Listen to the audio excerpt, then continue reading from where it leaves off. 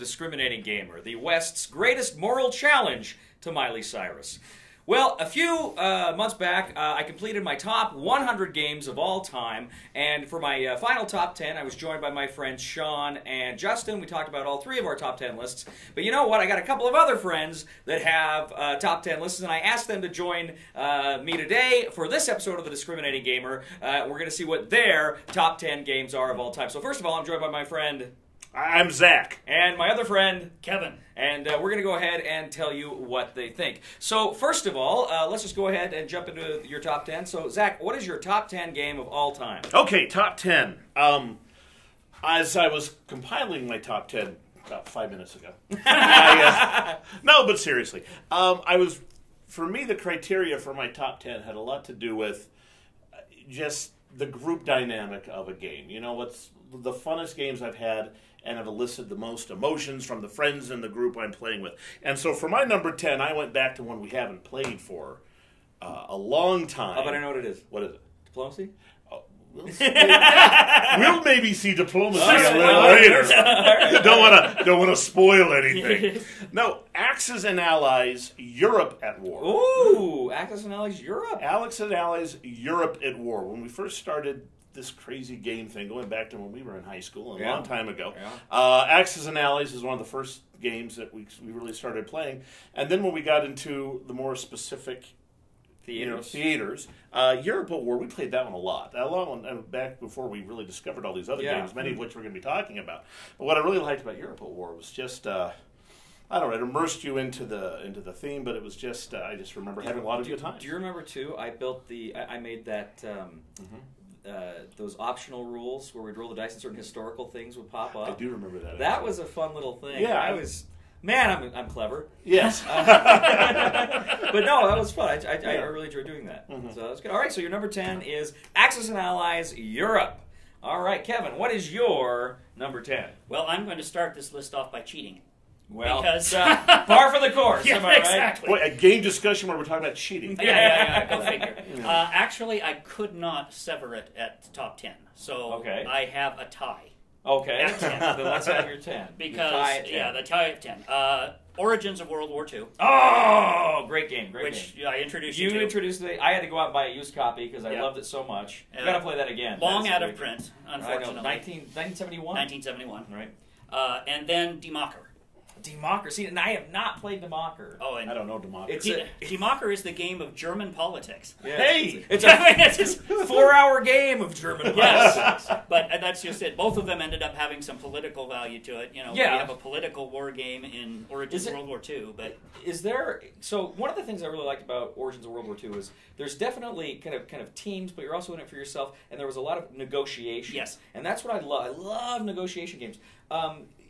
Is there negotiation in Democker? There can be, and that's just it, because your political parties that you start with, your policies change over time, and you have to meet the randomness to it is that you're getting different areas in Germany each time. So a small territory might come up that's not worth very many votes.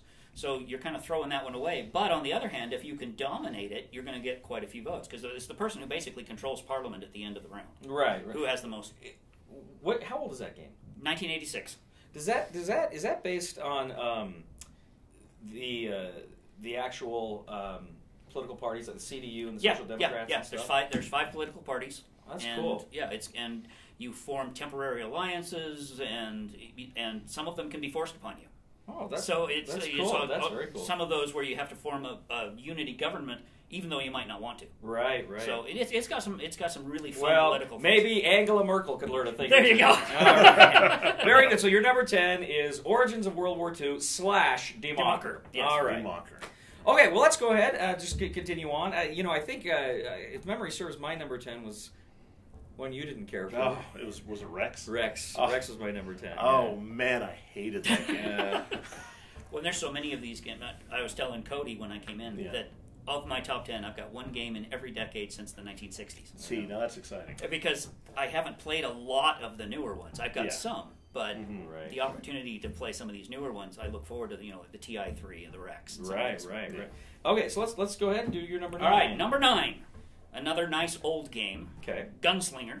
I have not played Gunslinger. Avalon Hill, 1982. Okay, so what's Gunslinger about? Gunslinger, you know how you talk about how much you enjoy story games. Yeah, yeah. Well, Gunslinger is taking that and is probably the best Wild West experience you'll ever have. Really? I mean, it's another one of those Avalon Hill where you have to get through the 30 to 50 page rule book. Yeah. You know, which covers every possible thing that can happen to you when you're very, very, very, very kind of just dry reading. As extremely, I recall. Yeah. extremely. But it was one of the early ones that actually had full-size map tiles. You could build the maps the way you wanted. They had historical scenarios like the OK Corral. Different stats for the different guns. You had different rules for where your head was based on undercut. You could duck behind cover, but as your head came out to look, it covered rules for that. My goodness. Anyway, it was just a fabulous game, but it's one of those that unfortunately is so fiddly. It takes so much time to get into and to explain is so horrific. Yeah. You know, but it is one that's one of those that if time were no object, and most of these games, unfortunately, on my list are if time were no object. Yeah, exactly. You know, but we were playing a game of Firefly last night, so we know. Oh my gosh! But yeah, Gunslinger is Gunslinger. That's is you know that sounds neat. I've heard people talk about that game. In fact, when I did the thing about the reprint. Wanted to reprint Origins of World War II. I had, I think, 2 or 3 comments. People saying Gunslinger. Oh, like, what is this game? So the idea do you have it? Do you own it? I do. Oh, cool. I've got a copy of it, and it sits in one of its little places of honor of those games that I look at and go, someday I will be able to play that again. All right, fantastic. So you're number 9, Gunslinger from Avalon Hill. It is Avalon Hill. All right, Zach, what is your number 9? For my number 9, I continue on the war strategy World War II theme, and for number 9, I chose Tide of Iron. Tide of Iron. Ooh, Tide of Iron was my number 9. Love Tide of Iron. And what I like about that, with my number 10 being Europe at War, that's a long game. Yeah. Takes a long time. Tide of Iron, it's that exact same feel, but in more closer scenarios. It's a tactical game, whereas Access and Allies is more strategic. Yeah. It's a tactical game. Yeah, I mean, you can get through a scenario, maybe a couple hours. Some of them even less. Some of them about an hour. Right. But the thing about Tide of Iron is it is kind of fiddly. Mm-hmm. There's really a lot of setup. There's a lot of little things you got to keep your keep up with. But man, it's fun. Oh, a lot of fun. It is. It is a great. It's probably my favorite World War II tactical game. Oh yeah. I really enjoy it. And a lot of people. I had somebody ask me just recently. What's the difference between that and Memoir 44? Well, what's the difference between the sun and the moon? I mean, they're 2 very different games, you know. But Tide of Iron is just a lot of fun. Oh yeah. All right, you good? I'm good. All right. So why don't we go ahead and do your number 8? Okay, with my number 8, I expand into the stars and into the cosmos. Twilight Imperium. Twilight Imperium. Talk about your long, fiddly game. The first time we played Twilight Imperium, and this is no exaggeration, it took us 3 hours to get through the first game turn. Yeah. Wow. The first time we unpacked that thing and played it. And then we still ended up playing that game not entirely correctly. Yeah. With a lot of those games, the second time you played it's almost like a brand new game. Yeah. Because about a third of the rules you realize you missed. Oh, yeah. But that one I liked. All the different species, all the different the objectives, the board, the tiles, everything about it. And that was my number 1. That's my favorite game of all time. Because that is a story game. It tells great stories. It's got these epic adventures. It's just you could build the War Sun, which is really a Death Star. Let's be honest. And I've unfortunately have realized the futility of going against a couple of. Well, there's the one race. There's one race that starts with a War Sun. Yeah, and it's like, we can't play with that race. Yeah, as bad as Rex is. Twilight Imperium is as good. Since they're both the same. And you have not yet. I haven't had a chance to play that. Gosh, we got to play that again, man. I'd love to play that again. That was a good one. We have to. Okay, so that is your number 8. Number 8, Twilight Imperium. 3rd edition from Fantasy Flight Games. All right, Kev, what is your number 8? Well, not to continue on a trend, but number 8 is again an Avalon Hill. But this one, it's a trend. It is a trend, I know. Wait, who published Democker? That was Valley Games. Valley Games, okay. Yeah. Okay. All right, so 1830. Railways and Robber Barons. Oh, I've not played this. This is that a Martin Wallace? No, actually, this is pre-Martin Wallace. Okay. This is the train game to me that is the essential train game. Really? It has more than Ticket to Ride. Even more than Ticket to Ride. Even more. I mean, as realistic as Ticket to Ride can be with the colored trains. No, no. This one is the northeast of the United States. Okay. And you start off by auctioning the minor railroads that existed back then. things that only existed in neighborhoods. And then there's a stock market. You create full railroads. You actually build your tracks on hex grids and can upgrade them. And you upgrade your train. You upgrade. I mean, it's got everything that you need in a train game, and it's just a lot of fun too. Because manipulating the stock market, because you're buying in other people's stock to try to get dividends off of their stuff. Wow. So if they do well, you get paid some. But on the other hand, if you can tank their stock, they're not going to win at the end of the game. Is there a negotiation in it, or there's a little? Okay. There's more threats than negotiations. There's more like, enough. if you build over here, I guarantee you, next turn I'm selling 30% of your stock, and you're going to watch your price plummet. And you're not going to have any capital to work with next turn. So, is that what year is that? That one was 1986. Well, okay. And they've expanded on it. There's a whole series of 18XX that has that game system in a different area. But 1830, being the original, is... And you own this one, too? I do, indeed. Okay, we'll have to hit that one at some point. That's a good one. All right, very good. So now that is... Okay, so number 8. And what's the name of it again? 1830, Railways and Robber Barons. By Avalon Hill. By Avalon Hill. Very good. Okay, so you're number 7. Moving on to number 7. Okay, number 7, I'm going to change companies and actually do an Asmati games release. Very good. And this is... I'm actually getting into the 2010 release this time. So we're moving away from the 80s and the 70s. Innovation. Which is a card-driven civilization game. Right. It's the Civ Builder experience that can be played with cards. Okay. And it's been reprinted. I like the original. The tuck mechanic is, as I said, you get your historical technologies in your stack. If you shift left, you get 1 bonus icon from each of your earlier ones. Shifting right, you get 2, and shifting up, you get 3. Okay. So as you become more technologically advanced, you get to draw upon the technology of the past to become more skilled in various things. You know, I got to tell you, I've heard, because when I first heard about that game, I thought it sounded good.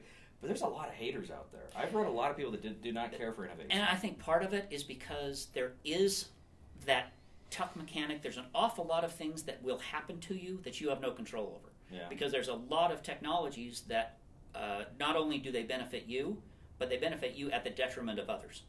Which makes it a good game, in my opinion, because there's a lot of interaction. Right. You know, you have to pay attention to what everybody else is doing, because although I may have a decent amount of science, somebody in the game may have 2 or 3 more science icons and can therefore exploit my science because they have more, if they have a technology that allows them to do that.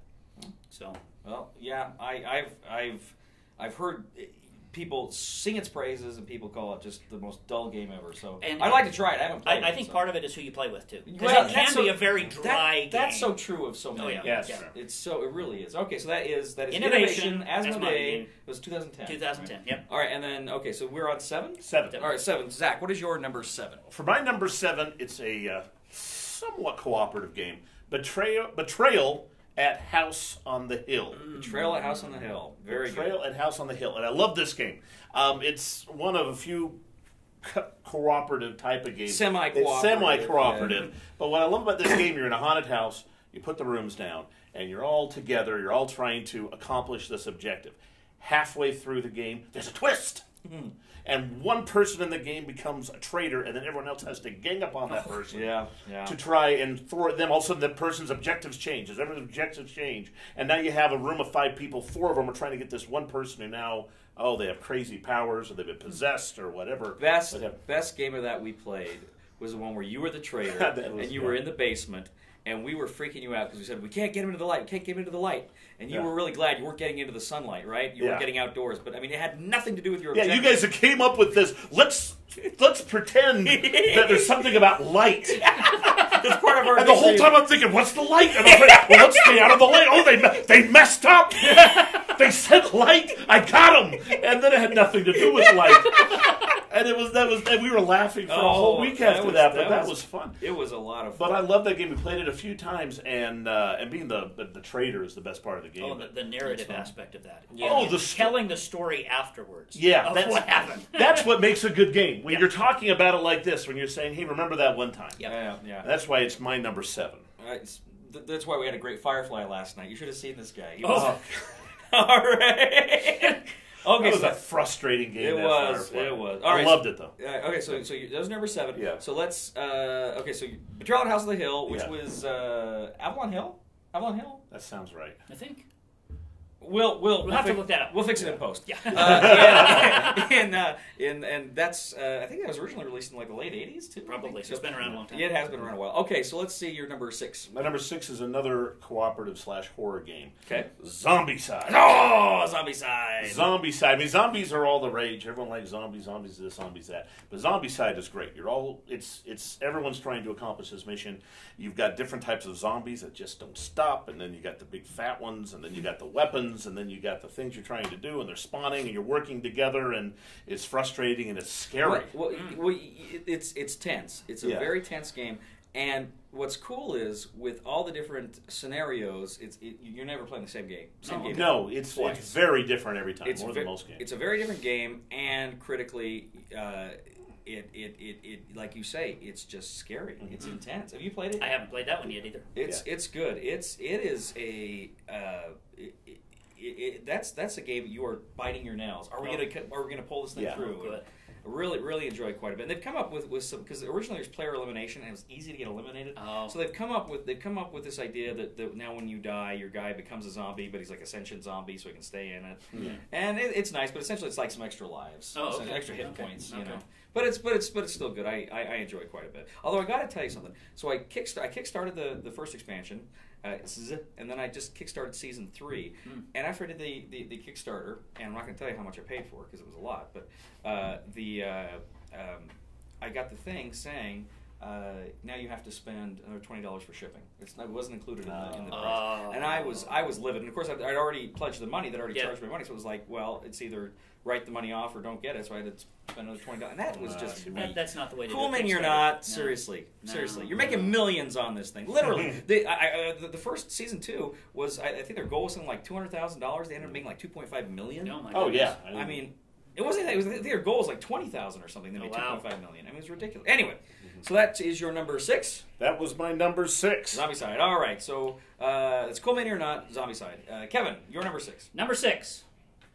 Z-Man Games. Z-Man Games, good company. Pandemic. That is my cooperative game of really? choice. I enjoy that one. It's not long, and I prefer the original, even just because you talk about tense. I like the game in that we lose more often than we win, but it's a fun story. Again, you know, it's not a simple game to win. There's that narrative aspect to it, and again, it's a good game my family can play. Yeah, you know, because you can play with 3, you can play with 5. You know, there's no real sweet spot in that one to me. You know, I gotta tell you. So I like Pandemic. I don't love Pandemic. It's never a game that I say, oh, I want to play Pandemic. You know, I liked it. You know, I think I only played it a couple of times a while back. Maybe I need to try it again because everybody just goes wild about that game. Well, and that's the thing. You know, for me, the criteria was, given the opportunity and the time, if someone asked me if I would play this game, if the answer was a resounding yes, it had to be on my list. And Pandemic would be one of them. It's just that kind of fun. All right, so Pandemic, your number 6, that's from Z-Man Games. Yep. All right. That was the representative of the 2000s. 2007 was the original publishing date. Oh, really? 2007? Really? I thought it was earlier than 2007. Okay. Actually, some of the others are also going to be in the 2000s, but all right. That's a good one. All right, so that was your 6. Right? So what's your number 5? Number 5, actually, it should be his 6 now, isn't it? Is it? No, it's on the 6. I did too. You see, I can't even count. Okay, number 5. This goes back. This is my entry from 1965. Flying Buffalo Games. The name of the game is Nuclear War. Oh, I gotta tell you, I know nothing about this game, and already I'm intrigued. The card game. Nuclear War, the card game. Yeah, Nuclear War game from the 1960s. Yes. It's got to be awesome. And this is one game. I actually have a brother-in-law who is a rocket scientist. Okay. And we would play this game, and he'd get so frustrated because that's not the way it actually works. Because the MX missile is in there. You have Titan missiles. You have warheads. The thing about this game is it was so innovative because it was one of the first games I ever played that had a programmed mechanic. You're putting your cards down 2 turns in advance. Okay. And so you plan ahead, and you start in peace. Propaganda cards are extremely powerful But as soon as a warhead explodes, propaganda cards are worthless paper.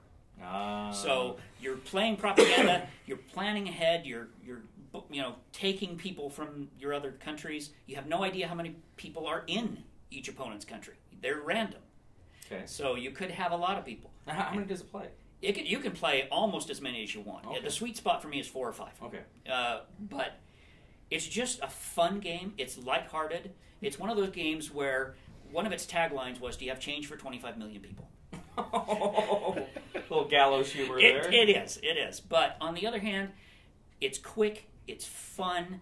The idea of when you get eliminated, and it is definitely Ameritrash. I mean, the goal is to kill everybody else in the game. Okay. The thing is when you go down, all the cards in your hand may be launched. Ooh. In an immediate, I'm going out in a blaze of glory. I'm taking you with me. Wow. So it's one that's gotten played. There were a couple of expansions that I picked up over the years, but and you've got this one too. I do indeed. We're gonna have to play this again. Yeah. But yeah, it was originally published in 1965. Nuclear War. Nuclear War, the card game. By Flying Buffalo Games from the 1960s. 1965. All right, fantastic. That's your number 5. That's my number 5. All right, Zach, what is your number 5? My number 5 actually goes along with Kevin's number 5. Let me guess. Okay. Twilight Struggle? Twilight Struggle. Twilight Struggle is such a good game. Indeed. And it's a 2-player game. Yeah. But you teach history. I myself also teach history. The whole history element is great. But it takes place in the Cold War. You start in the 60s, you go to the 70s. I don't know if I've ever made it to the 80s in a game. But but I may have. But it's just, it's the Cold War. Yeah. And you're trying to get influence in certain countries. One's the Soviets, one's the Americans. And we were talking about this last night. We were talking about games that really immerse you into the theme. And I don't know if any game does it better than Twilight Struggle. It's brilliant. I mean, the way it immerses you into the whole theme of the Cold War is incredible. It absolutely is. Speaking of nuclear war, though, I lost the game because I triggered a nuclear war. Oh, yes. Play with my friend. Go to DEFCON 1. I did. Well, I launched a coup like in Angola or some West Battlefield states when we were already at DEFCON 1 or DEFCON 2. And I'm like, oh, man. And I'm like, do you want to keep playing? No, I won. Yeah. So, it was just. I always screw up like that. But anyway, it is. You played that, right? That may or may not show up. Oh, is that right? Oh, yeah.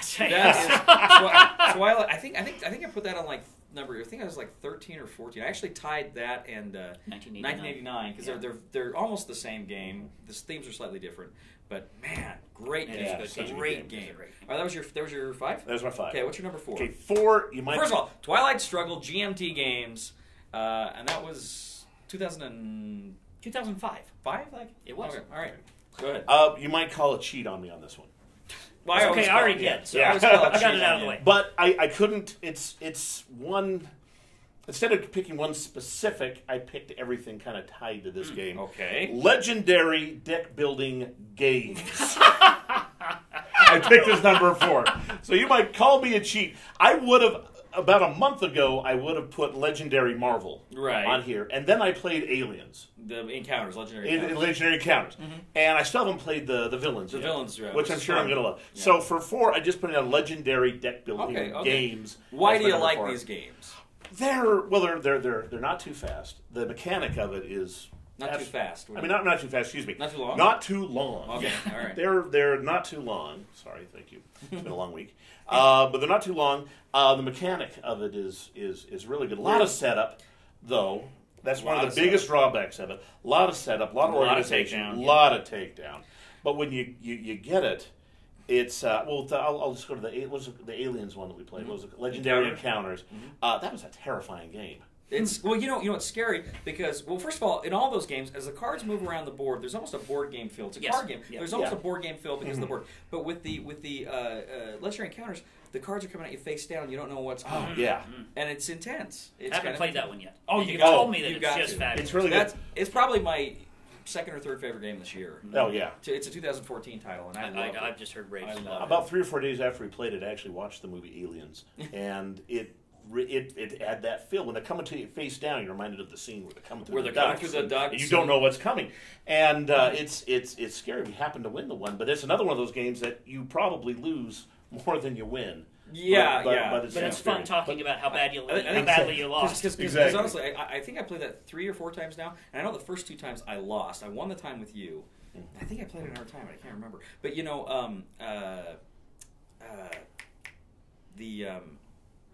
I lost it. I was gonna add some other points, gonna blow your mind. Yeah. But no, I love that game. That's awesome. Okay, so that is Legendary. The Legendary System, Legendary Encounters was this year. They are from Upper Deck. And that's your number 5? Yeah. All right, so now we're in... That was number 4. That was number 4. Yeah, that was my 4. Okay, so number 4, what is your number 4? Number 4 for me is Eagle Games. Okay. Through the Ages. Through the Ages, okay. The Story of Civilization. Now, this is another one I have not played, but I've heard good things about And again, you're going to find people who really like it or really hate it. Because it's long. Yeah. You can play a shortened version with, you could play just one epic. You can add more technologies as you go. Because you start in the Ancient Age and you go all the way up until modern times. It's incredibly fiddly. Lots of bits. I mean, you're keeping track of food production, ore production, happiness. I mean, there's cubes everywhere when you play this game. Right. But as far as the feel of building a civilization, keeping enough military on staff, even if you're not a warmonger, because somebody is probably going to take advantage of you if you're weak. Right. But it's not a war game, because if you go into war, you're going to weaken yourself enough that somebody else is probably going to sweep in and take advantage. Right. But, I mean, you got historical figures. Talking about the history side of things, you actually are drafting Albert Einstein as your leader. Alexander the Great, Abraham Lincoln. You have different people. Casey Kasem. No. But yeah, and so you're constantly upgrading. You're experiencing the growth of this civilization. And I love civilization builders. I just reviewed a couple, Clash of Cultures from Z-Man Games and Rise of Empires from Mayfair. And I love that idea of starting with something very little and just growing it and expanding it. And this is my second one on my top 10 after Innovation. Right. This one is a much longer game, though. I mean, we're talking 3-4 hours to play through this. What is Innovation? What's the time on Innovation? Innovation's about a 30-minute. Oh, okay. 40 minutes. I mean, and there's so many... that's the difference to me. Right. Innovation is one you can take and play on a tabletop. Right. This one, although there's no map involved, you get the feel of it because you each got a player mat and your own culture and so forth. But it's one that once I got my hands on it, any chance we have to play that one. Cool. It plays. And it plays well with 2 and expands out as needed. Through the Ages. Through the Ages, Eagle Games. 2006. Number 4. All right, very good. What is your number 3? Number 3 may or may not have shown up.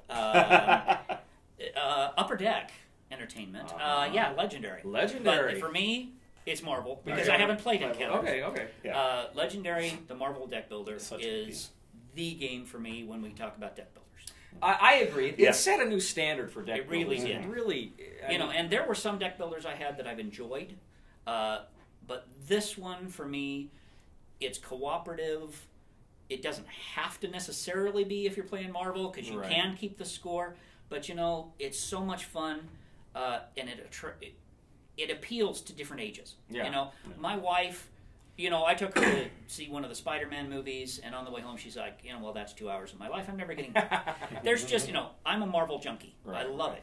And, it's been part of my DNA. I collected the comic books as a kid even. Just loved it.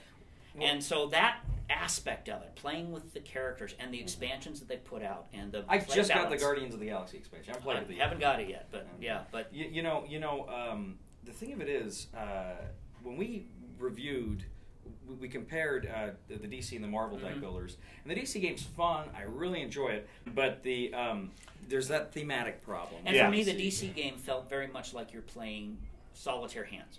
Yeah. Whereas Marvel, it's a lot more cooperative. Have to count on your other players, and that is what is cool about Encounters. Yeah. Is because you can actually lend other players who have certain cards. Yeah, I've heard about stuff, that. and So it's much more cooperative. No, and so I've heard that Encounters will probably trump, but for me at this point, it's well, like I say, I couldn't choose. I just want them all in one. I like them both so much. Which is fine. All right, so that's Legendary from Upper Deck. Your number 3. Okay, so now your number 3, Zach.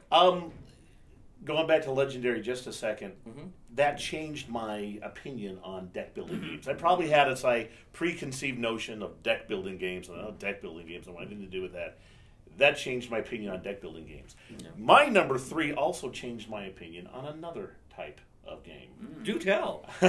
On the whole idea of miniatures and models. I know what this is. And so my number 3 is X-Wing Miniatures. Star Wars X-Wing Miniatures. Brilliant game. What do you like about that game? It's a really fun game. I mean, you don't have remember the first time I played it, and you're just pulling out these models, and the models are really good, and beautiful. the detail on them are fantastic, but there's no board, and so we're on a table, and I'm thinking, well, how are you going to make them, how is this a game without a board, and it's just these little models? But the way the game is structured, the mechanic of it, the way it moves, the rules, the things you can use, I play with my son. I have a son who's 12 years old, and whenever we get a chance, we're pushing everything off the kitchen table.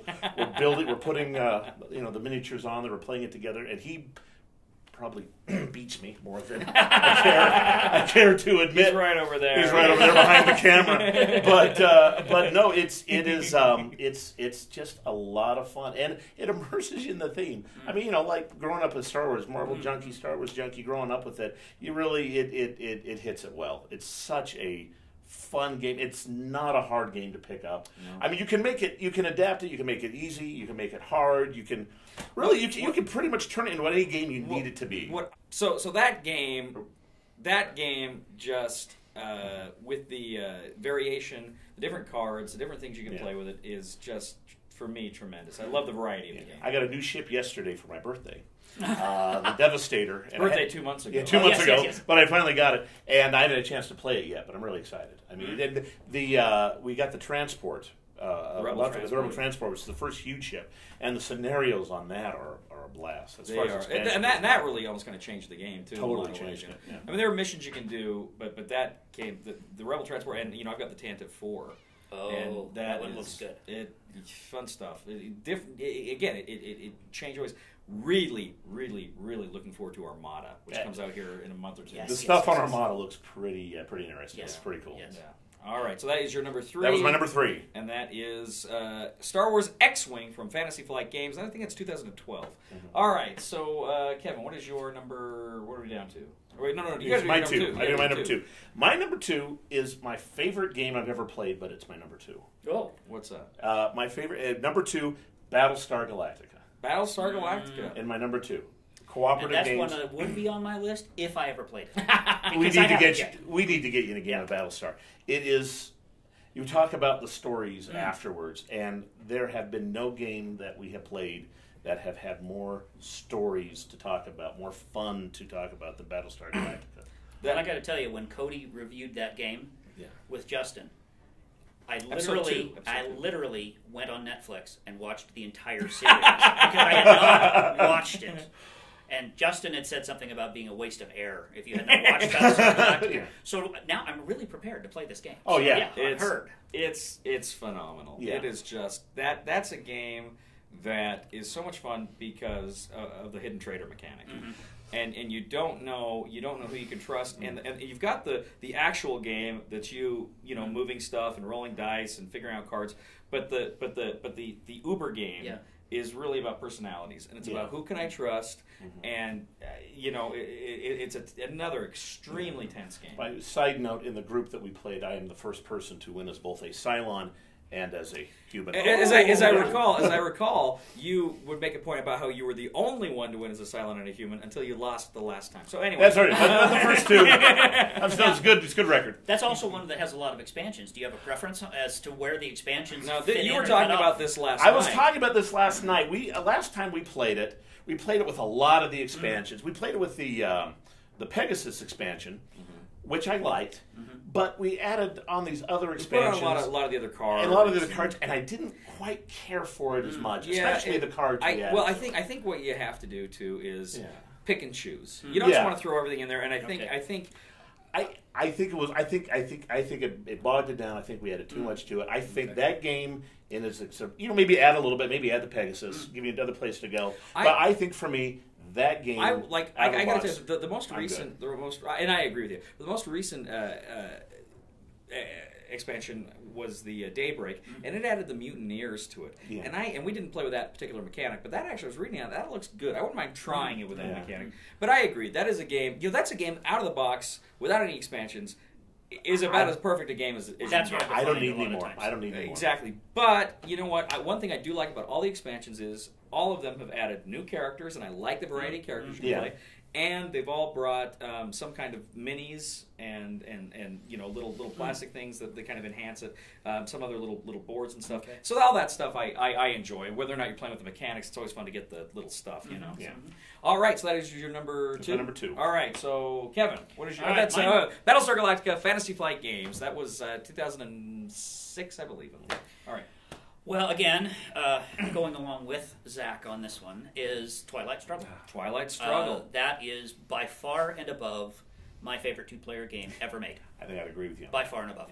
Yeah. Now, I haven't played 1989 or some others, but as a card-driven game, it is just fabulous. One game that did not quite get on my top 10 was an earlier version of theirs called Manifest Destiny. That was a 5-player game of moving westward. Huh.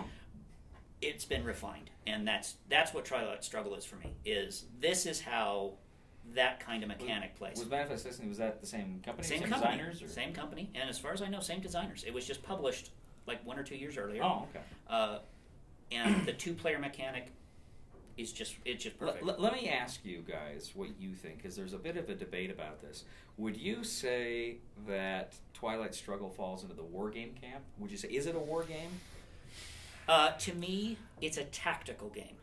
Okay. Which, granted, that's kind of hedging, but I don't consider it a war game because there is an entire story beyond war. Mm-hmm. I mean, that's just it. The Cold War really wasn't a war in the conventional sense. I agree with Kevin. When I think, and I'm no expert on this, I don't think I am, but when I think of war games, I think of Axis and Allies and Tide of Iron, even Twilight Imperium to a certain extent. But no, I don't know if I'd quite put it in that genre. I think it'd be along the same lines for me as Origins of World War II. Yeah, it is a political struggle a diplomatic that isn't game. Necessarily. I mean, takes place during a war, but it's not emphasizing the battles that took place. Right. Fair enough. But again, Twilight Struggle, phenomenal game. GMT, that's the crown prince of GMT, and that's been number 1 on Board Game Geek for like 3 or 4 years. Oh yeah, and it deserves to be there because as a 2-player game for me, and that's just it. The wife and I can sit down and play it. My 14-year-old son enjoys it, and he's learning something. Yeah. Shh, don't mention that because. I've got learning a lot. I have got a very good friend of mine. She's Polish, but she lives in Norway. Hi, Anya. I'm sure she's watching this. Anyway, she told me she learned about the Cold War from playing Twilight Struggle because in Poland, growing up, she didn't really. None of this stuff really. She never learned a lot of this stuff, and she was able to learn that stuff through playing the game. Oh, and that's the thing that's so neat is because all of those cards have true historical value. Mm-hmm. Warsaw Pact. You're learning things about what they did, why they mattered, and it's fun. Well, I already knew it all anyway. Oh, well, that's true. That's true. But that's good. All right, so that is your number 2. Yep. That is Twilight Struggle GMT Games. Yep. All right, and then, let's see, you got your number 1 then? I do. All right, what is your number 1? And I would let you guess this one, but it would never happen. Okay. Because obscure... We're going back to Avalon Hill. Okay. And this one was originally published in 1989 with an expansion in 1991. Okay. And it has to have the expansion for me. And that is the granddaddy of all civ builders, Advanced Civilization. Okay. This is what started the whole genre. Now, is this Sid Meier? No. Okay. This is what inspired Sid Meier to create the computer game. Okay. This is what he said. He said, I wanted to get that experience of civilization, which is now then turned into a computer game, which has then been made into 2 separate board games. The first one not so good. The second one, I own that one too. The Sid Meier's adaptation of it, but it's the original. This one, the original Civilization, published in '89, and Advanced Civilization in '91. This is the game for me that if I have time, and it is a long one. We're talking 6 hours if you're playing with the 8-player component. Wow.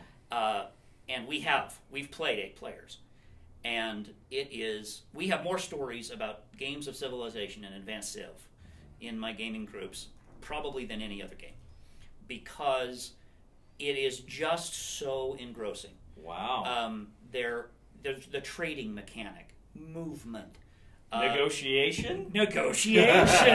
Trade, disasters. And the thing that the Advanced Civilization did is not only do you have these disasters that you draw that will hit you no matter what. You can draw a volcano, you can draw a civil war, those kinds of things. You can draw what appears to be a trade card, but is actually barbarian raiders, for example, or various things that you pass off to another player that they are epidemic, for example. You are immune because you pass it to them. However, they take damage, and then they pick other players that have to take collateral damage. So now, did you say how long that plays in? What's your play time? Depending on players, like I said, when you play 8 players, it takes 6 hours. Yeesh. It is a long one. Because I got to tell you, that sounds like a great game. It's scaling down to 3 players. It's playable. Is it worth playing with 3 players though? Some games, 3 players. 3 players, the trading mechanic doesn't work quite as well because it's a blind trade. You have to say, I have 3 cards in my hand that are worth X number of dollars. One of which is this. The other 2 cards, they don't know what they are, and you trade. You buy the civilization cards, which give you advancements and skills and those kind of things. 3 players you can play, but the trading mechanic is hampered. But it includes rules which shrinks the map based on the number of players. So you still have the constraint of the space you're going to play. Because this on a historical map. It is the Mediterranean. Well, that's cool. You play the Thracians, the Illyrians, the Mesopotamian. No, not Mesopotamians, but they're all there. And they all have their own unique chits and design, and it's just gorgeous. It's a beautiful game. That's cool. So that's Advanced Civilization. Avalon Hill. Then, like I said, the advanced version, which was you have to play with advanced, was published 91. 91. Okay, I was thinking it was older than that for some reason. 89 was the first, and 91 was the advanced. Very cool, very cool. That is your number one game. That is number one for me. Yep. All right, Zach, what is your number 1? In 1996, about mid-year, a group of us went into your basement to play a humble game. The story that would follow is lore and legend in our group of friends. I wasn't even in the game, and I've heard about the ride home. The biggest fight my brother and I have ever had in the history of our relationship, Sean's and Brennan, came from a game of diplomacy. Diplomacy is my number 1. In the other top 10 that you did with Sean and Justin, I would like to, there were a few inaccuracies. Oh, please. By all that particular story. Correct. Yes. We didn't actually get in a fight. He did grab the wheel of my car and almost crash us into a used car dealership. We were both living at home at the time. As we came in at 3 in the morning, because it's a long game, we're yelling, we're screaming, our parents are coming up, what is going on? We don't talk about it much. But it was all over a game of diplomacy. Well, let me ask you a question. Yeah. Why? What exactly happened? And I should point out that another person who was attending that game is Mr. Stan Clausen, who is behind the camera right now. Well, you had constantly won at this game, and Sean and Stan and I, the 3 of us, we were going to get you. Now, Sean also likes to talk about the time when I turned on him. He never talks about how he actually turned on me in that same game turn. Oh, okay, all right. But we were going to get you. Okay. And we did, and we got you down to nothing. Well, now because I was France. You were France. And I held you off for like 2 or 3 turns. You held me off with Italy. No, I mean, you guys couldn't advance on me for like 2 or 3 turns. Oh yeah, it took a while. I anticipated what you were doing. Well, Italy was the carrot you waved in front of me to kind of get you to join. And so you literally have Italy, and so we joined together, and we got the rest of them. Because granted, it was nice getting you, but we also hadn't played a game where we made, was it 18? Spoils you have to get 18, whatever the number is. We never got to that point, so we got to it, and we had this dumb thing where we wrote this peace treaty, and I put your name on the peace treaty as like an ally. As like an ally, and Sean was furious. He was we had a fight. We joke about it now, but diplomacy, that's kind of to me the game that started it all. It's a combination of war strategy, but before every move you go, you talk, you have diplomacy sessions. What is cool about that game is there's no luck. Yeah. It's all personalities. I have that one, and that would have been in it's in my top list, but not the top 10. Yeah. It's all strategy. I mentioned this in my top 10. I really like that game, and I love those memories of the game. But as a game, it has been superseded for me. I think there are better games that kind of do the same thing, like a Game of Thrones, the board game. And I can understand. I may disagree, but I can understand with that. But for me, it's the simplicity. Right. The other mechanics, like the Game of Thrones you were talking about, they add these whole other things that are fun. Yeah. I like the svelte, simple version. And we played the regular and the colonial diplomacy too. Yeah. Let me ask you a question. But a second ago, you said Battlestar was more fun to play. Yeah. So are you ranking diplomacy number one then out of sheer nostalgia, or a little bit nostalgia, a little bit out of? To me, it's what the stories. We talked a lot about the stories. My favorite stories still. I mean, we've been playing this game for 20 years. Come from diplomacy. Some nostalgia, that one experience with my brother. Also, the fact that to me that's the one that really got us going in this whole in game. It was just diplomacy. I think well that and Axis Analysis. Axis Analysis were the two. That was it's kind of my pen and my one. Yeah. You know, my bookends. Yeah, and then I know for a while in high school we were playing Castle Risk. I don't know if you played Castle Risk. I played Castle Risk with you a little bit. So there was a little bit of that, but it was mostly diplomacy and Axis Analysis. So for me, I think the funnest game on my list is Battlestar Galactica. Diplomacy, though, that just holds a special place. All right, really quick before we wrap up, because your number one is Diplomacy. That was in Avalon Hill. That was in 1959. Yes. That was Henry Kissinger and John F. Kennedy's favorite games. Right. Okay. Hey, you beat my earliest then. Mine was 1960. Oh wow! I know there's no way I was. There you go. So before we wrap up, do either of you have a favorite 2014? I'm assuming yours is Legendary Encounters.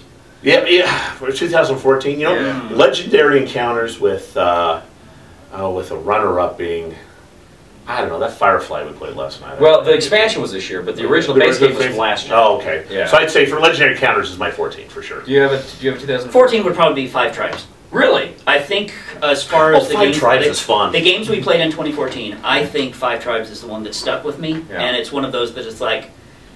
Yeah, I mean, I have to admit, Dead of Winter's on there, but I haven't played it yet. I just watched the playthroughs, and it's like, it's on my list, and I haven't even played it yet. Is Cash and Guns 2014? That's a reprint. The original Cash Games was a couple of years ago. That was a reprint. But as far as games I've actually played, I think 5 Tribes. Very cool. 5 Tribes was how to take an ancient mechanic like Mancala and actually modernize it in such a way that you're agonizing over your moves. Anyway, it's the top of 2014. So far, I'm still kind of debating. There's still some I've yet to play. I've got Battle of 5 Tribes I still got to play, and Dead of Winter I still want to play. But so far, Zia Legends of a Drift System. And I just missed that one. I watched your review, and I'm like, oh yeah, that just sounds like... It's a lot like Firefly, but it's a better game, I think, mechanically. But, all right, well, anyway, that is Kevin and Zach's top 10 games of all time. Thank you so much for joining us. Please, please, please leave a comment. We want to know, do you agree with these guys? Do you think they're full of crap? Like I do.